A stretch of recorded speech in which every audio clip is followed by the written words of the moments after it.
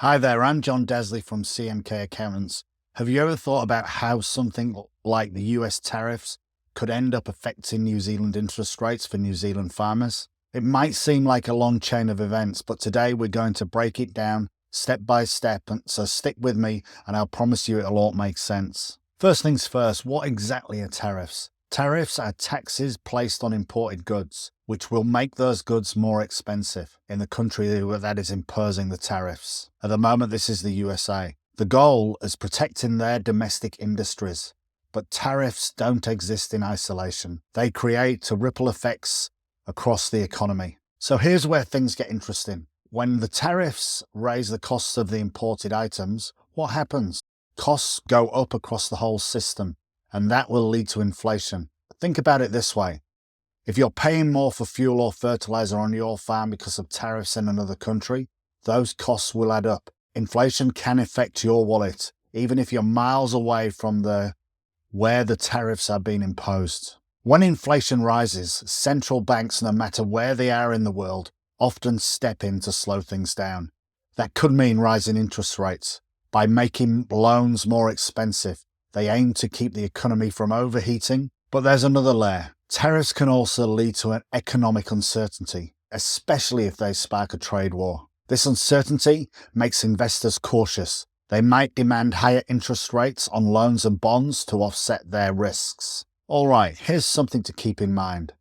Tariffs do not always cause higher interest rates. Maybe they only affect a small part of the economy and inflation stays under control. Or if the tariffs slow overall economic growth, central banks might do the opposite and lower interest rate to stimulate activity. But it really depends on the bigger picture. There are also hidden risks while the intent is to protect the domestic industries, they can actually backfire. A lot of producers rely on imported raw materials. If those become more expensive, product costs rise, the goods might become less competitive, both home and abroad. Okay, so what does that really mean for the New Zealand farmer? Well, farming in New Zealand is a capital-intensive business. Most farmers rely on bank loans for essentials, like the land they farm on, equipment, and seasonal operations. When interest rates climb, even if the cause is halfway around the world, loans get more expensive. On top of that, if the US interest rates rise, the US dollar might strengthen. That weakens the New Zealand dollar, which can be a double-edged sword. On one hand, your products become more competitive overseas, but on the other, imported items you rely on, like machinery, fuel, and fertilizer, will cost you more. So what can you do? Here are a few steps to prepare for the global ripples. First, talk to your bank about your loan structure. A fixed interest rate might give you more predictability in times like these. Second, think about your operational efficiency. Better farm management tools to make sure you're on top of your numbers. And finally, keep an eye on global economics.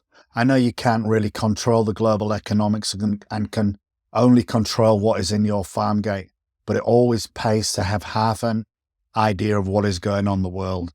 The takeaway here is that global forces like US tariffs have a real-world impact on you, even if they seem far removed at first.